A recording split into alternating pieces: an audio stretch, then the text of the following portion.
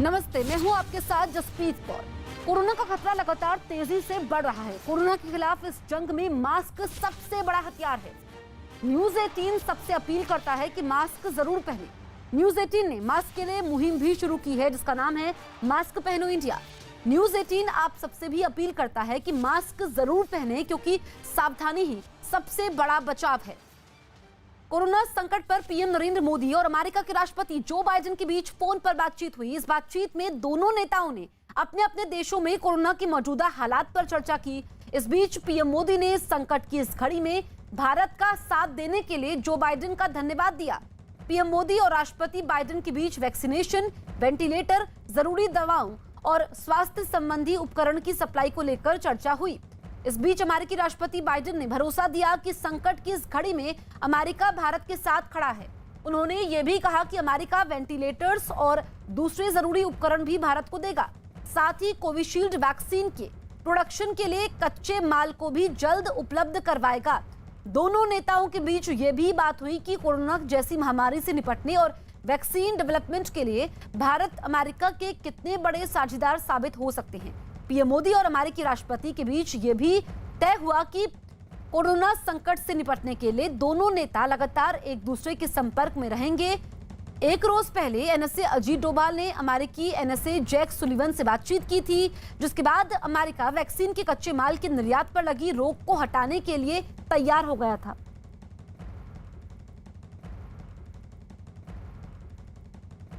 President spoke today with Prime Minister Modi of India, committing that the United States and India will continue to work closely together in the fight against COVID. इस बातचीत के बाद PM Modi ने tweet किया, अमेरिकी राष्ट्रपति Joe Biden के साथ अच्छी बातचीत हुई। हमने कोरोना संकट की वजह से दोनों देशों में बदले हालात पर चर्चा की। मैंने भारत को सहयोग देने के लिए राष्ट्रपति बाइडेन का आभार व्यक्त किया। मैंने वैक्सीन के लिए कच्चे माल और दवाइयों की सप्लाई के मुद्दे पर बात की। भारत और अमेरिका मिलकर कोरोना के संकट का सामना कर सकेंगे।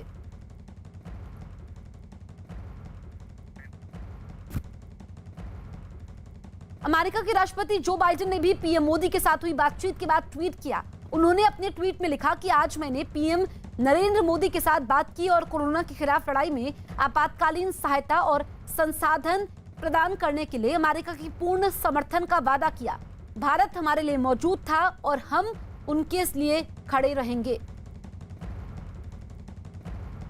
भारत पर कोरोना के कहर को लगातार बढ़ते मरीजों के साथ ही ऑक्सीजन और अन्य जरूरी चीजों की कमी ने और गहरा कर दिया है। हालांकि कोरोना से जूझ रहे भारत की मदद के लिए दुनिया भर के कई देश आगे आए हैं।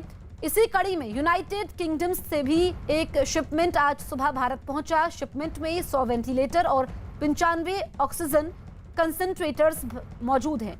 भारतीय विदेश मंत्रालय ने इस बारे में जानकारी दी है। विदेश मंत्रालय के मुताबिक यूनाइटेड किंगडम से आज सुबह 100 वेंटिलेटर और 95 ऑक्सीजन कंसंट्रेटर भारत पहुंचे।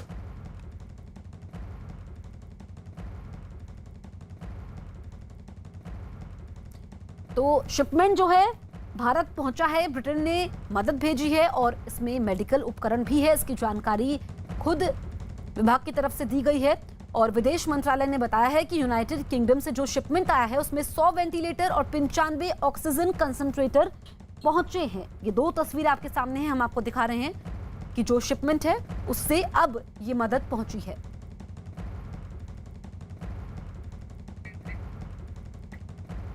कोरोना की दूसरी प्रचंड लहर के बीच ऑक्सीजन की कमी दूर करने के लिए भारतीय वायुसेना ने भी पूरी ताकत झोंक दी है। भारतीय वायुसेना का मालवाहक विमान C-17 ग्लोब मास्टर दुबई से 6 विशेष क्रायोजेनिक ऑक्सीजन टैंकर लेकर भारत आ चुका है। ये टैंकर खाली है। वायुसेना का मालवाहक विमान कल रात बंगाल के पानागढ़ पहुंचा। इसके बाद 2 खाली टैंकर भरे जाने के लिए जयपुर से जामनगर पहुंचाए गए। वायुसेना ने देश और विदेश से विशेष ऑक्सीजन टैंकर जुटाने की रफ्तार तेज कर दी है। वायुसेना के विमान देश में उन टैंकरों को लेकर के पहुंचाने में जुटे हुए हैं जहां कोरोना मरीजों को ऑक्सीजन की कमी का संकट झेलना पड़ा है। दुबई से लाए गए इन खाली टैंकरों में ऑक्सीजन भरकर देश भर में पहुंचाई जा रही है। वायुसेना इस मदद करने के लिए आगे आया है। वायुसेना जरूरत के हिसाब से भरे हुए ऑक्सीजन टैंकर निकट के एयरबेस तक पहुंचाएगी। इससे पहले शनिवार को भी वायुसेना का ग्लोब मास्टर सिंगापुर से 4 क्रायोजेनिक टैंकर लेकर भारत आया था। तो ये जो ऑक्सीजन से मदद पहुंचाई जा रही है और अब वायुसेना भी मदद के लिए आगे आई है। फाइट बैक इंडिया जो ये मुहिम भी है, इसको लेकर के आप देखिए किस तरीके से महामारी में अब मदद के लिए आगे आई है वायुसेना। और जो ये टैंकर्स हैं ये भी पहुंचे हैं। सिंगापुर से 4 क्रायोजेनिक टैंकर भी भारत पहुंचे हैं।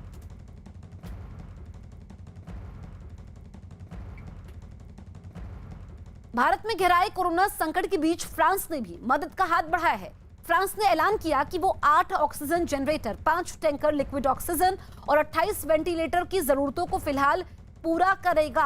दावा किया गया है कि इस हफ्ते के आखिर तक ये सभी चीजें फ्रांस से भारत पहुंच जाएंगी। कोरोना से लड़ाई में कुछ किरदार ऐसे हैं जो जानबूझकर इस महामारी को फैलाने का काम कर रहे हैं। कोविड प्रोटोकॉल का उल्लंघन करने वाले ये लोग मुसीबत का सबब बने हुए हैं, जबकि कुछ लोग ऐसे भी हैं जो इस आपदा को कमाई का अवसर बना चुके हैं। जरूरी दवाइयों की कालाबाजारी से लेकर कई अस्पताल मनमानी फीस वसूल रहे हैं।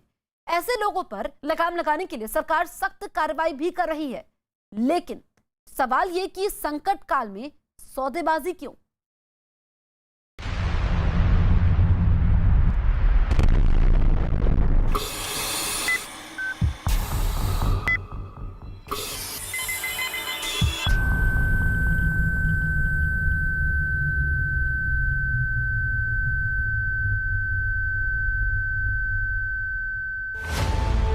भारत कोरोना से जंग लड़ रहा है। इस जंग को जीतने के लिए लोग एक दूसरे की मदद कर रहे हैं, इंसानियत की मिसाल पेश कर रहे हैं। एक एक सांस के लिए संघर्ष कर रहे मरीजों तक राहत पहुंचाने की कोशिश की जा रही है। ऑक्सीजन की किल्लत को दूर करने के लिए एड़ी चोटी का जोर लगाया जा रहा है। इस संकट काल में भी अच्छाई जिंदा है, लेकिन इस अच्छाई के बीच बुराई भी कुंडली मारे बैठी है। मसलन आपदा में भ्रष्टाचार, नियमों का उल्लंघन, गैर जिम्मेदाराना रवैया और दवाइयों की कालाबाजारी। जितनी शिद्दत से समाज सेवी संस्थाएं लोगों की मदद कर रही हैं, जितनी गंभीरता से सरकारें कोरोना पर लगाम लगाने की कोशिश कर रही हैं, शायद उतनी ही लापरवाही, उतना ही भ्रष्टाचार कोरोना की इस जंग में मुश्किलें पैदा कर रहा है। यकीन नहीं आता तो ये तस्वीरें देखिए। तस्वीरें इंदौर के एक अस्पताल की हैं जो अखाड़ा बन गया। कोरोना पीड़ित मरीज के तीमारदारों और अस्पताल प्रशासन के बीच हाथापाई की नौबत आ गई। अस्पताल के स्टाफ ने महिला की बुरी तरह से पिटाई कर दी।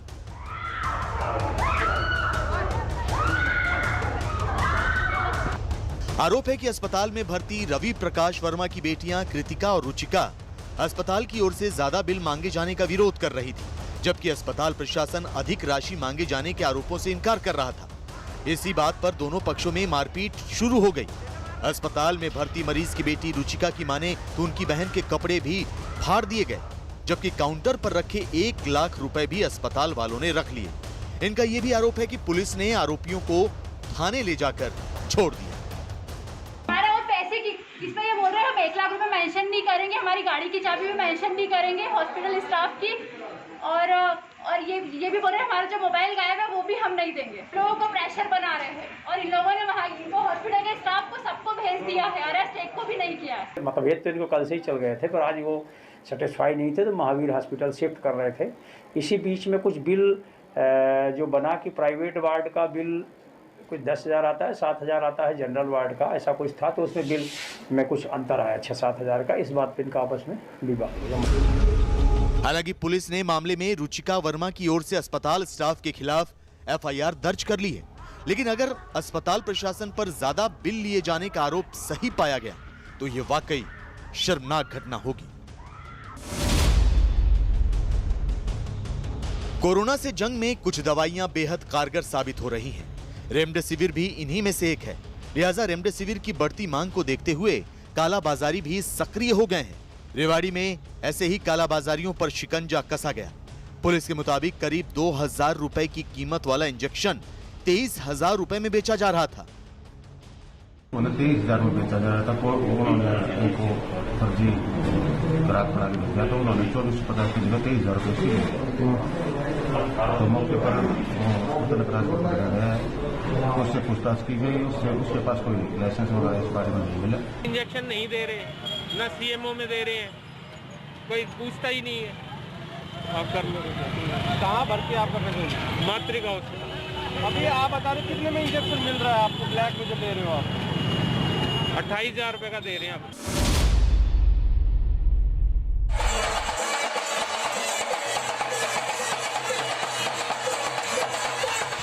कोरोना काल में शादियां तो हो रही हैं, मगर कोरोना गाइडलाइन का पालन करते हुए। हालांकि इन तस्वीरों में आपको किसी भी गाइडलाइन का पालन होता नजर नहीं आएगा, ना सोशल डिस्टेंसिंग, ना मास्क नजर आएगा।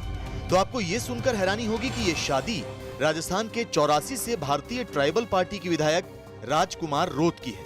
ध्यान से देखिए, दूल्हा बने विधायक महोदय ने ही मास्क नहीं पहना है, तो शादी में भीड़ इतनी कि कोरोना ना आए तो जाए कहां।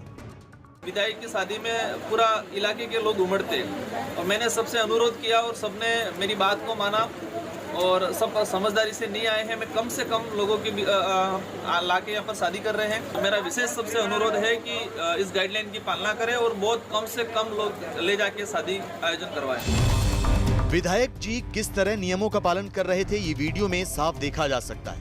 जब उन्होंने खुद ही मास्क नहीं पहन रखा तो दूसरे क्यों पहने भला। हालांकि इस मामले की शिकायत के बाद कलेक्टर के निर्देश पर मौके पर पहुंचे एसडीएम और पुलिस अधिकारियों ने विधायक जी को तो छोड़ दिया, लेकिन उनके ससुर पर 25,000 रुपए का जुर्माना जरूर लगा दिया। सभी तहसीलदार को और हमारे जो दूसरे स्टाफ हैं जिनको भी कार्रवाई करने का अधिकार है वो हमने दिए थे और ज़्यादातर सभी जगह पर शादियों में विजिट की गई। जहाँ भी उनको उल्लंघन लगा वहाँ पर कार्रवाई सबके द्वारा की गई है। एमएलए वाला क्या कर रही है? उसमें एसडीएम को हमने बोल दिया था, उन्होंने जाके नियमानुसार जो जुर्माना बनता है उसी के हिसाब से कार्रवाई की।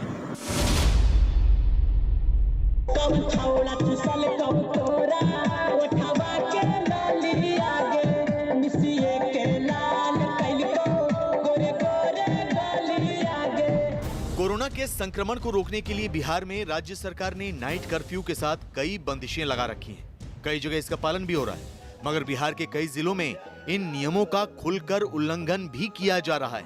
कुछ ऐसा ही एक मामला नवादा से सामने आया, जहां नाइट कर्फ्यू के दौरान बार बालाओं के ठुमके पर रात भर गांव वाले नाचते और झूमते दिखे। ये वीडियो नवादा में सोशल मीडिया पर तेजी से वायरल हो रहा है। तो बताया जा रहा है कि कार्यक्रम के दौरान बार बालाओं को बुलाकर डांस प्रोग्राम कराया गया, जिसमें सैकड़ों की संख्या में लोग मौजूद थे।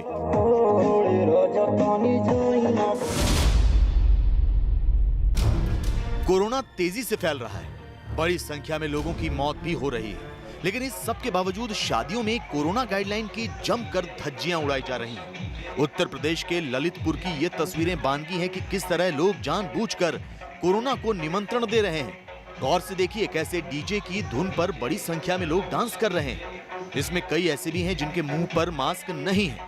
यही नहीं, सोशल डिस्टेंसिंग का भी ध्यान नहीं रखा जा रहा। जबकि यूपी के ललितपुर जिले में अब भी कोरोना के 3,000 से ज्यादा एक्टिव केस मौजूद हैं। प्रशासन ने शादियों के मद्देनजर ज्यादा से ज्यादा 50 लोगों को कार्यक्रम में शामिल होने की अनुमति दी है। इसके बाद भी लोग ऐसे पेश आ रहे हैं जैसे कोरोना इनका कुछ बिगाड़ ही नहीं सकता। ये तस्वीरें उत्तराखंड के पौड़ी जिले की हैं। यहाँ सोमवार शाम 7 बजे के बाद से 3 मई तक कर्फ्यू का जैसे ही ऐलान हुआ, लोगों में खलबली मच गई।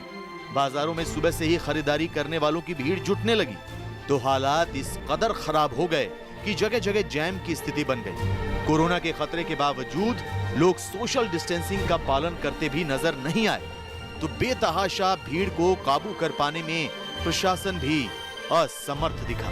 सवाल ये कि कब जनता ये समझेगी कि सरकारों के साथ साथ कोरोना को रोकने की जिम्मेदारी हम सबकी भी है। कोरोना गाइडलाइन का पालन करना हम सबके लिए जरूरी है। इस आपदा से बाहर निकलने के लिए मास्क और सोशल डिस्टेंसिंग बेहद जरूरी है। देश में कोरोना के केस में कमी दर्ज की गई है। कल के मुकाबले आज 30,000 केस कम दर्ज किए गए हैं। लगातार छठे दिन एक दिन में 3,23,144 नए कोरोना मरीज मिले हैं, जबकि इस बीच 2,771 लोगों की मौत हुई है। कोरोना के नए केसों की संख्या में भले ही कुछ कमी देखने को मिली हो, लेकिन कोरोना से हो रही मौत की रफ्तार धीमी नहीं पड़ी है।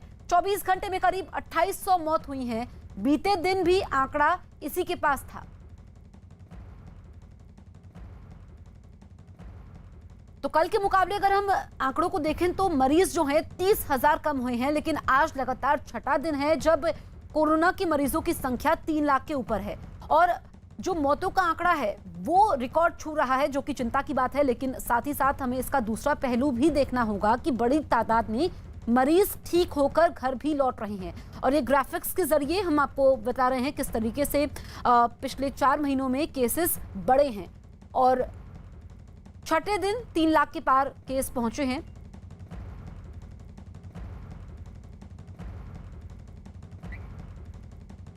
तो एक दिन में 2,771 लोगों की मौत हुई है। ये हम आपको पिछले 24 घंटे की बात बता रहे हैं और पिछले 24 घंटे में 3 लाख से ज्यादा केस आए हैं। 3,23,000 केस आए हैं और कल के मुकाबले आज केस लगभग 30,000 कम हैं। तो ये एक अच्छी बात है और दूसरा पहलू इसका यह है कि बड़ी संख्या में लोग ठीक होकर घर भी लौट रहे हैं।